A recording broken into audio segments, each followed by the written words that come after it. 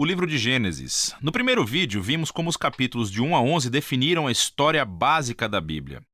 Deus criou todas as coisas e fez os seres humanos à sua imagem para governar o mundo em seu nome. Os seres humanos escolheram o pecado e a rebelião, e o mundo ficou fora de controle num ciclo de violência e morte, levando à rebelião e à dispersão do povo na Babilônia. Então a grande questão é: o que Deus vai fazer para resgatar e redimir seu mundo? A partir da dispersão da Babilônia, o autor traça a genealogia de somente uma família, que culmina em um homem chamado Abrão, mais tarde conhecido como Abraão.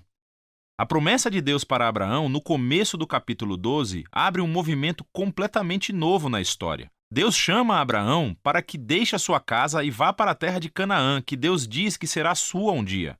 Nessa terra, Deus promete a Abraão que irá torná-lo uma grande nação e irá fazer seu nome grande e abençoá-lo. Essas promessas estão ligadas a partes anteriores do livro. A Babilônia, de forma arrogante, tentou buscar a sua própria fama e isso não terminou muito bem. Mas Deus, em sua generosidade, vai dar um grande nome a esse cara sem nome, Abraão. A bênção de Deus para Abraão ecoa a bênção original que Deus deu ao mundo no início de tudo. Então a pergunta é: por que Deus abençoou Abraão e sua família? A última frase da promessa de Deus deixa isso claro: para que todas as famílias da terra encontrem a bênção de Deus por meio de você. Isso é um ponto-chave para entender todo o resto da história bíblica. O plano de Deus é salvar e abençoar o seu mundo rebelde por meio da família de Abraão. Por isso que todo o resto da história do Antigo Testamento se concentra somente nessa família, chamada o povo de Israel. Por isso que Israel mais tarde será chamado o reino dos sacerdotes do Monte Sinai. Deus quer usá-los para mostrar a todas as outras nações como Ele é.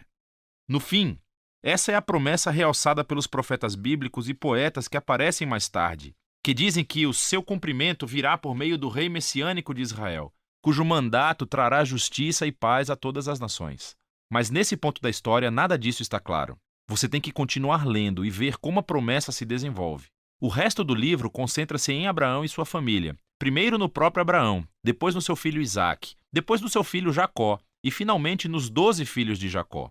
Essas histórias de cada geração são unidas por dois temas principais. Primeiro, cada geração da família de Abraão é marcada pelos mesmos erros. Eles continuam fazendo péssimas decisões que destroem as suas vidas e arriscam a promessa de Deus.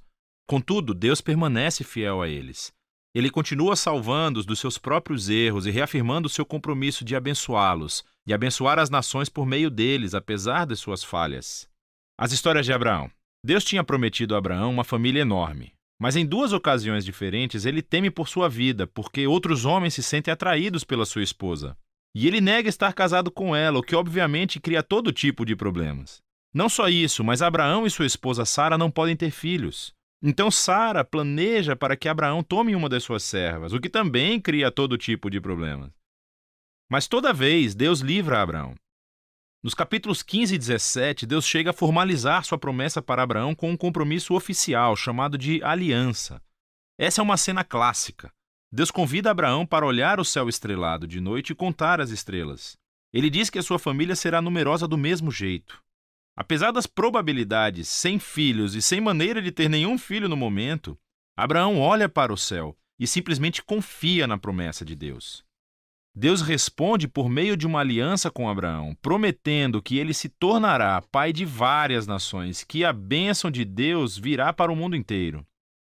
Deus pede que Abraão marque a sua família com o sinal da aliança, a circuncisão de todos os meninos da família. Esse símbolo serve para que eles lembrem que a prosperidade da sua família é uma dádiva de Deus. Abraão termina por ter muitos filhos e morre em idade bem avançada.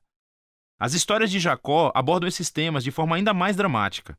A partir do seu nascimento, Jacó faz jus ao seu nome, que significa enganador. Ele engana seu irmão Esaú, tomando a sua herança e a sua bênção. E ele faz isso enganando seu velho pai, que estava cego e simplesmente vai embora. Ele tem 4 esposas, mas ama somente uma, Raquel. E isso cria muitas rivalidades na família. A única coisa que o humilha é ser enganado por seu tio Labão, que toma anos de sua vida.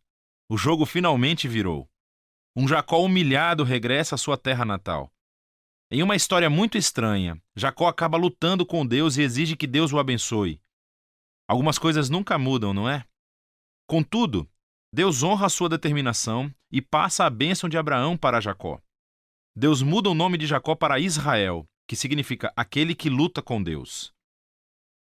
É nessa última parte do livro, da história dos filhos de Jacó, que todos os temas convergem num ponto comum. Jacó ama o seu penúltimo filho, José, mais do que qualquer outro, e lhe dá um casaco especial. Os 10 filhos mais velhos passam a odiar José. Eles sequestram-no e planejam matá-lo. Mas em vez disso, eles decidem simplesmente vendê-lo como escravo para o Egito, onde ele termina na prisão. Isso é que é um fracasso de família. Mas Deus está com José. Ele planeja a liberdade de José da prisão e o faraó termina por colocar José na posição de vice-comandante de todo o Egito. José salva a nação do Egito durante um período de fome. Ele acaba salvando os seus irmãos e sua família de morrerem de fome. Mais uma vez podemos ver que a loucura e o pecado da família de Abraão encontram a fidelidade de Deus, que transforma a maldade dos irmãos em uma ocasião para salvar vidas. Isso é exatamente o que José diz perto do final do livro. Ele diz aos seus irmãos: vocês planejaram isso para o mal, mas Deus planejou para o bem, para salvar muitas vidas. Essas palavras são estrategicamente posicionadas no final do livro, porque resumem não apenas a história de José e dos seus irmãos, mas também o livro como um todo. De Gênesis 3 em diante, os humanos continuam agindo de maneira egoísta e fazendo o mal, mas esse Deus não vai abandonar o seu mundo e deixá-lo ser gerido por conta própria.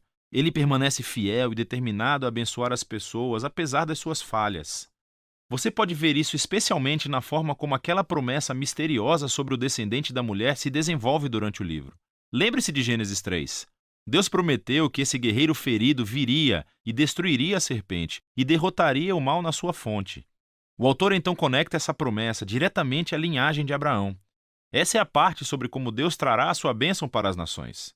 De Abraão, a promessa é ligada a Judá, o quarto filho de Jacó, da seguinte maneira. Em um poema extremamente importante no capítulo 49, Jacó, já envelhecido e no seu leito de morte, quer abençoar os seus 12 filhos. Quando chega a vez de Judá, Jacó prevê que Judá se tornará a tribo dos líderes reais de Israel. Um dia, um rei virá para comandar a obediência de todas as nações e cumprir a promessa de Deus de restaurar a bênção do jardim para todo o mundo. Depois disso, Jacó morre e depois José morre também. A família, ainda em expansão, permanece no Egito. O livro de Gênesis termina com todas essas esperanças e promessas futuras no ar, sem desenvolvê-las. Isso obriga você a virar a página para ver como tudo vai acabar. Por agora, esse foi o livro de Gênesis.